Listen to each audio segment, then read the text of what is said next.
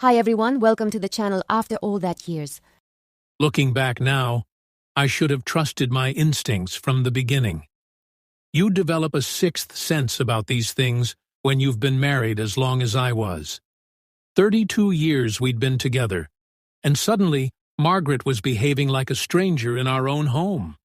The changes started small, too small for most people to notice, I suppose. But when you've shared breakfast with the same person for 3 decades, you pick up on things. She'd become secretive with her phone, angling it away when messages came in. Her laughter had changed too, becoming more animated when she thought I wasn't watching. And those book club meetings that seemed to happen more frequently than any book club I'd ever heard of. I didn't want to be one of those husbands, the suspicious type who checks up on his wife like she's a teenager. Margaret had always been independent, social, involved in community activities. That's part of what I'd fallen in love with all those years ago. But something fundamental had shifted, and pretending otherwise felt like lying to myself. The breaking point came when she mentioned a charity gala, some fundraiser for the children's hospital where she volunteered. She'd been involved with their events before, but this time her explanation felt rehearsed. When I suggested accompanying her, the way her face tightened for just a split second before she smiled, that told me everything I needed to know. "Oh, it's really just a volunteer appreciation thing," she said, not quite meeting my eyes. "Nothing fancy. You'd be bored out of your mind, honey." But Margaret had never cared whether I was bored before. We'd attended plenty of dull functions together over the years. Marriage is full of those small sacrifices you make for each other. Her sudden concern for my entertainment felt like an excuse, and we both knew it. That's when I made a decision that probably seems extreme to most people. Instead of confronting her directly, instead of having the conversation that might have saved our marriage, I chose a different path. I reached out to someone I'd met briefly at one of Margaret's hospital events, a woman named Joyce, whose husband also volunteered there. I'd noticed them together once, Margaret and Joyce's husband William. Nothing overtly inappropriate, just attentive. The way he listened when she spoke. The way she touched his arm when she laughed. Little moments that meant nothing to everyone else, but everything to a husband who was paying attention. When I called Joyce, there was a long pause after I introduced myself. Then she said, very quietly, "I was wondering when someone would call." Turns out, she'd been having the same suspicions about William. The late meetings, the secretive phone calls, the way he'd started dressing better for work events. We agreed to meet for coffee. 2 middle-aged people trying to piece together the betrayal we both felt, but neither wanted to acknowledge. Joyce was nothing like Margaret quieter, more reserved, with graying hair she wore in a simple bob. But she had a sharp intelligence in her eyes, and a practical way of speaking that I found reassuring. We didn't waste time on small talk. "I found hotel receipts," she said, stirring her coffee methodically. "Dinner charges at restaurants we've never been to, and Margaret's name was on his credit card statement. Some jewelry store downtown." I felt my stomach drop. Jewelry? A necklace, apparently. Nothing I've ever seen her wear. That detail hit harder than I expected. The thought of William buying Margaret gifts, of her accepting them, of her hiding them from me, it made the whole thing feel calculated rather than impulsive. We spent 2 hours in that coffee shop, laying out the evidence like detectives. Joyce had been more thorough than I'd been, more systematic. She'd tracked credit card statements, noted patterns in William's schedule, even driven by the hotel where they apparently met. "The gala is this Friday," she said finally. "I have tickets. William thinks I'm going out of town to visit my sister." The plan we hatched wasn't elaborate, but it didn't need to be. Sometimes the simplest approach is the most effective. Joyce would attend the gala as planned, and I would be her date. 2 unsuspecting spouses showing up to surprise their partners. The night of the event, I put on my best suit, the navy one Margaret had picked out for our anniversary dinner 2 years ago. The irony wasn't lost on me. Joyce looked elegant in a burgundy dress, her hair styled in a way I hadn't seen before. If someone had photographed us walking into that hotel ballroom, we would have looked like any other well-dressed couple attending a charity function. The venue was impressive: crystal chandeliers, white tablecloths, the kind of upscale atmosphere that made everyone speak a little more quietly. I scanned the crowd, my heart beating faster than I cared to admit, until I spotted them near the bar. They looked comfortable together. That was the word that came to mind. Not guilty, not secretive, just comfortable. Margaret was wearing a dress I'd never seen before, and around her neck was a delicate gold necklace that caught the light when she moved. William's hand rested on her lower back as he leaned down to whisper something in her ear. "There they are," Joyce said softly beside me. I nodded, suddenly feeling older than my 58 years. "They look happy." "They do," she agreed, "which makes this harder somehow." We approached slowly, weaving between other guests, taking our time. I wanted to memorize this moment, the last few seconds before everything changed, when Margaret still thought she was getting away with it. When we were close enough, I cleared my throat. "Margaret?" The transformation was immediate and complete. Her face went through several expressions in rapid succession: surprise, confusion, recognition, and finally, something approaching panic. The wine glass in her hand trembled slightly. William turned, and I watched him piece together who I was. His face flushed red, and he instinctively stepped away from Margaret, though the damage was already done. "Richard," Margaret said, and I could hear her trying to control her voice. "What are you? How did you—" "This is Joyce," I said calmly, gesturing to my companion. "William's wife. We thought we'd surprise you both." The silence stretched between the four of us while the party continued around us. Other guests began to notice, conversations quieting as people sensed drama unfolding. Joyce spoke first, her voice steady and controlled. "That's a beautiful necklace, Margaret. Very elegant." Margaret's hand flew to her throat instinctively, fingers touching the gold chain. Thank you." "William has excellent taste in jewelry," Joyce continued. "Though I have to admit, I was surprised when I saw the receipt. He's never bought me anything quite so personal." The color drained from Margaret's face. William looked like he wanted to disappear entirely. I felt strangely calm, watching my wife of 32 years realize that her carefully constructed deception was crumbling.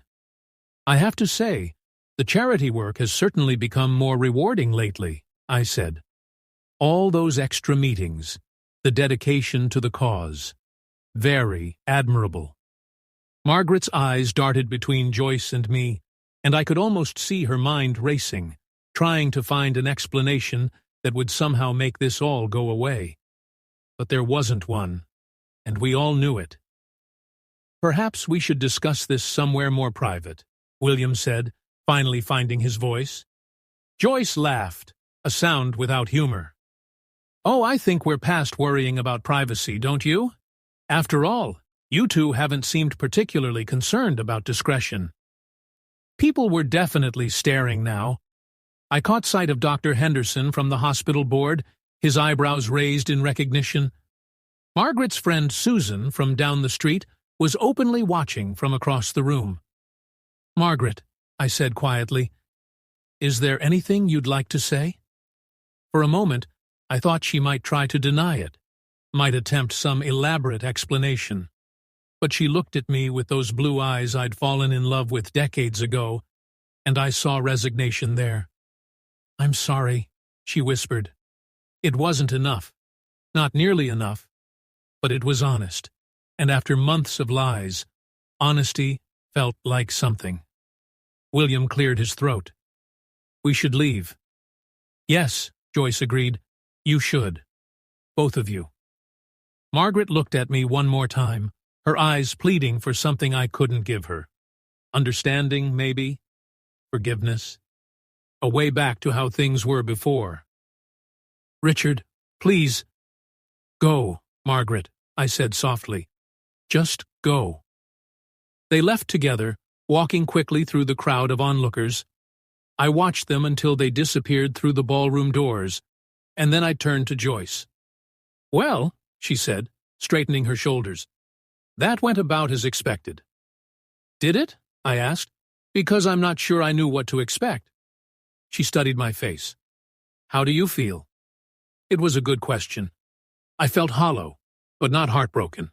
Angry, but not surprised. Mostly, I felt tired. Tired of pretending, tired of wondering, tired of living with someone who had become a stranger. "Like it's over," I said finally. Joyce nodded.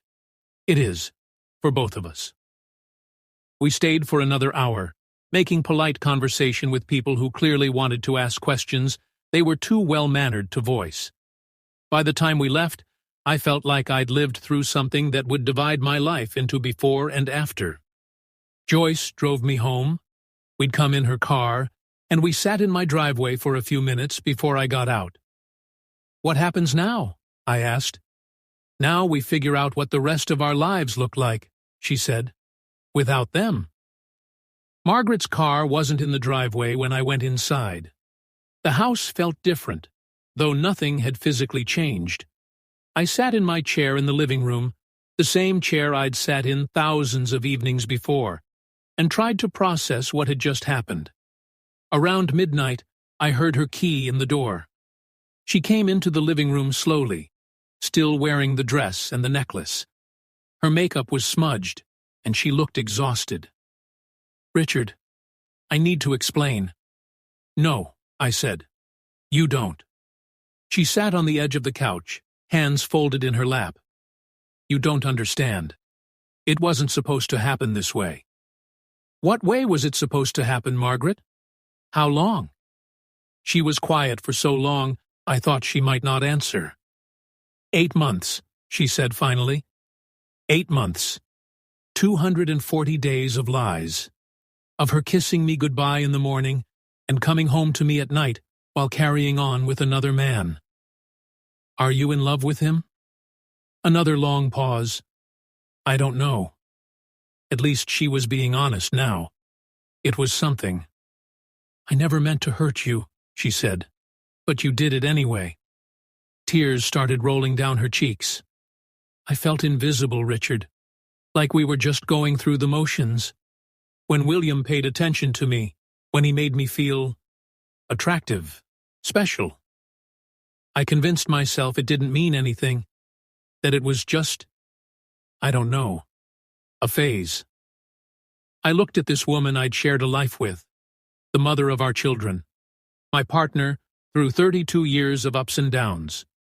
She looked like a stranger to me. "Where do we go from here?" she asked. "I don't know if there is a we anymore." The conversation continued for another hour, circular and painful and ultimately pointless. What was there to say? She'd made her choice, repeatedly, over 8 months. And now we both had to live with the consequences.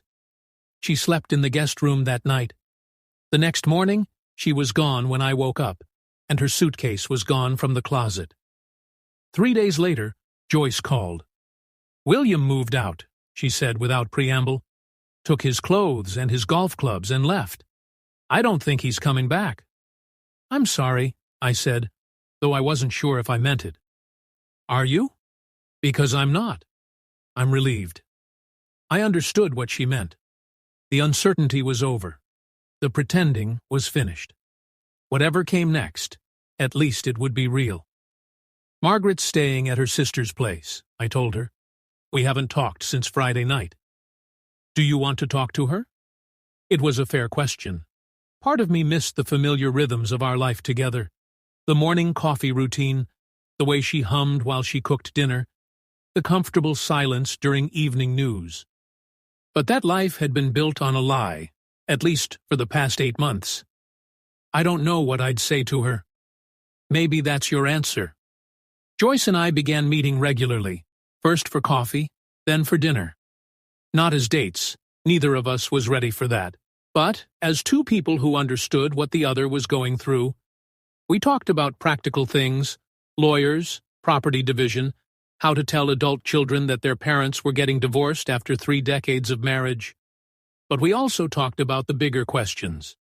How do you rebuild your life at 58? How do you trust again? How do you stop feeling like a fool for not seeing what was right in front of you? I keep thinking about all the signs I missed, Joyce said one evening over dinner. Or maybe didn't miss, but ignored. Like what? The way he started showering before he came home from meetings. New cologne. He lost 20 pounds and claimed it was for health reasons. She smiled ruefully. 20 pounds for another woman, apparently. I thought about Margaret's changes. The new hairdresser, the clothes that seemed designed to flatter rather than just function. The way she'd started going to bed earlier, claiming she was tired, when what she probably was guilty. Do you think we should have confronted them sooner? I asked. Joyce considered this. Would it have mattered? By the time we noticed, they were already in deep. The damage was already done. She was probably right. The Margaret who could carry on an 8-month affair while maintaining the facade of our marriage wasn't the woman I thought I'd married. Or maybe she was, and I'd just never seen that side of her before. The divorce proceedings were as civil as these things can be. Margaret wanted to reconcile, or said she did, but I couldn't see how.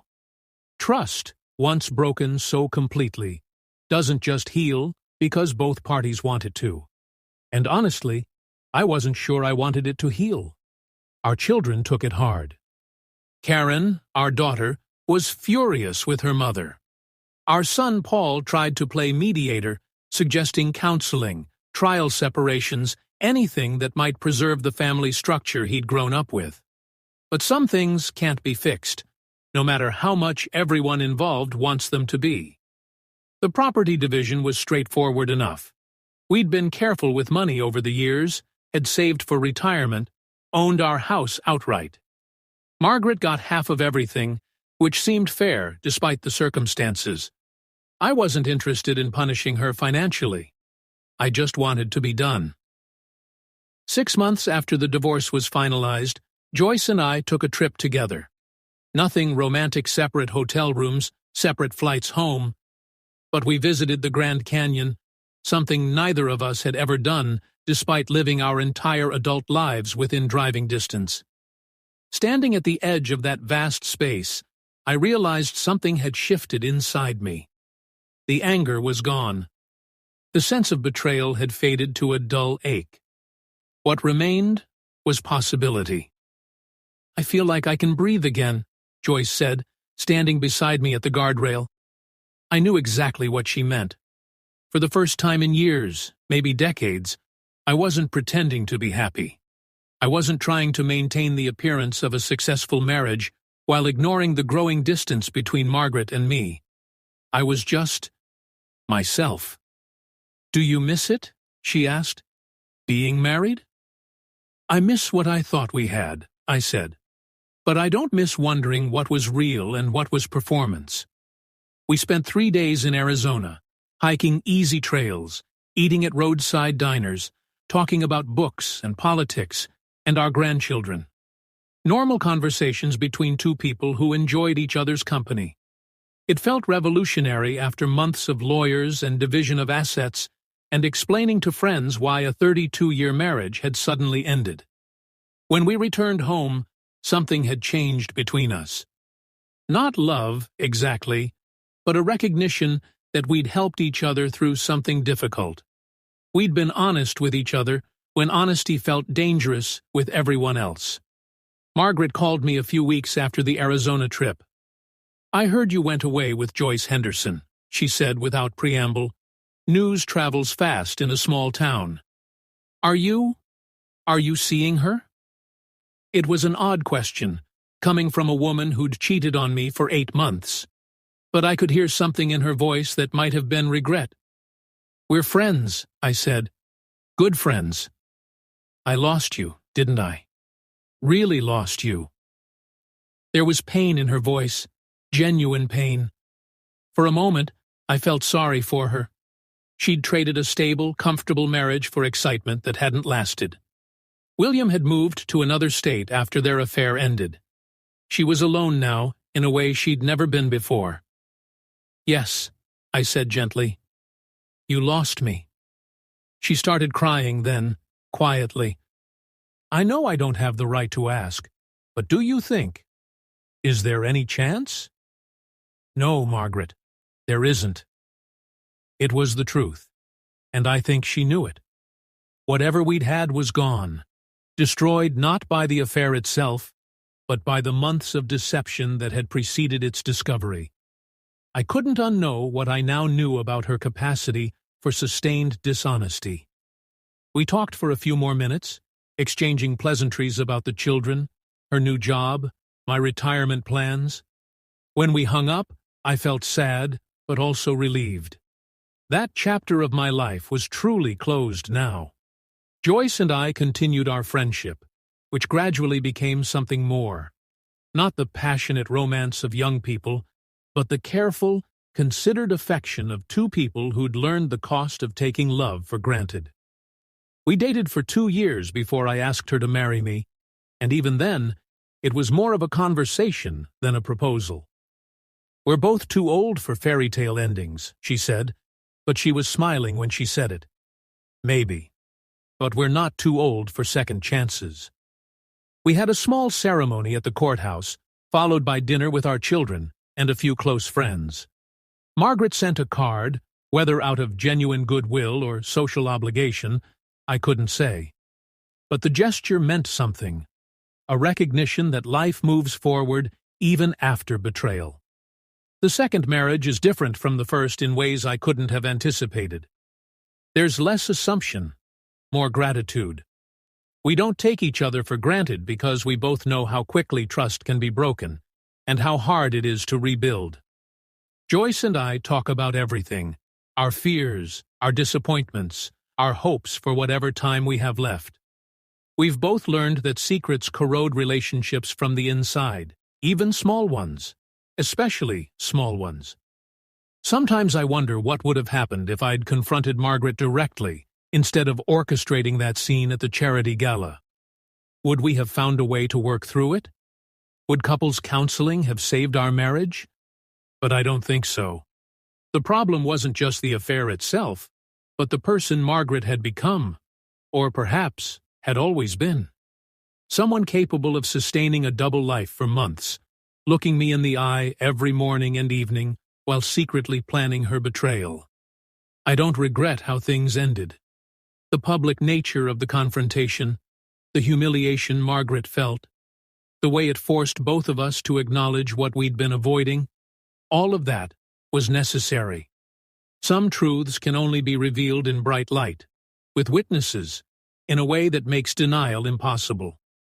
Joyce and I celebrated our 3rd wedding anniversary last month. We went back to the Grand Canyon, standing in the same spot where we'd first acknowledged that our friendship was becoming something more. The view was just as breathtaking, but this time I wasn't looking at it as a man whose life had fallen apart. I was looking at it as someone who'd learned that endings can also be beginnings. Margaret remarried too, eventually.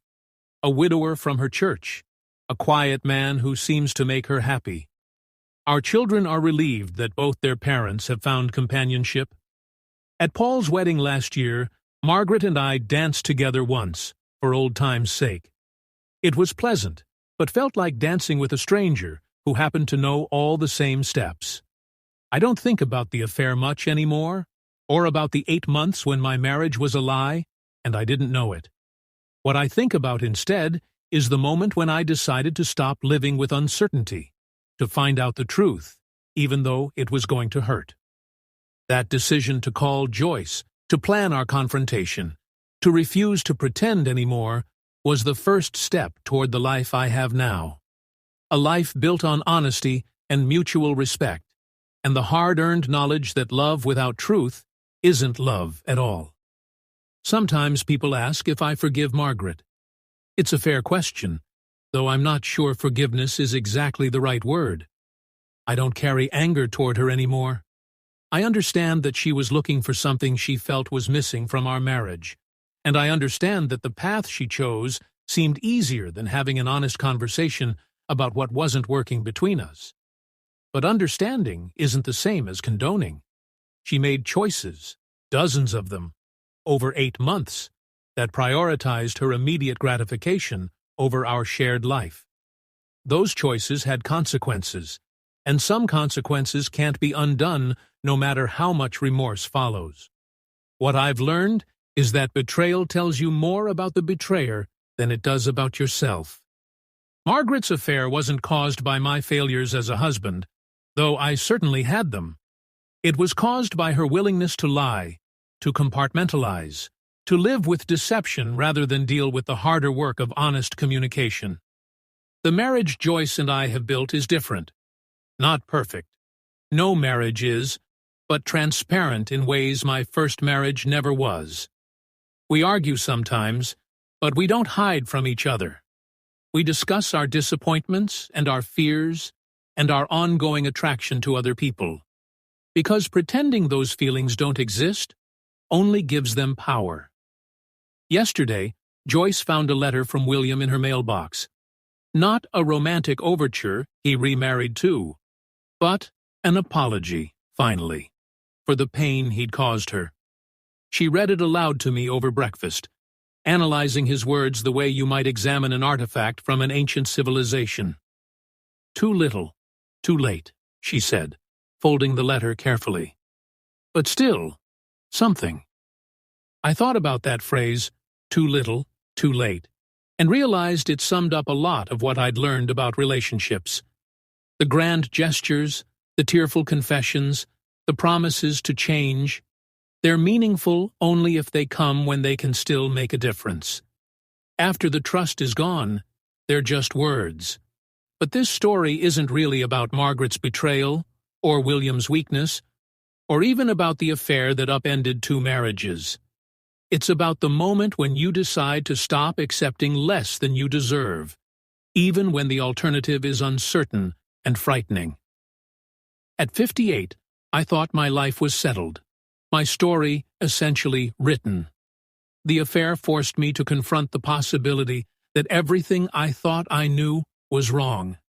That realization was devastating at first, but ultimately liberating.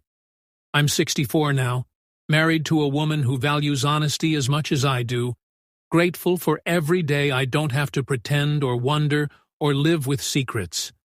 It's not the life I planned, but it's the life I chose once I had all the information. And that, I've learned, makes all the difference.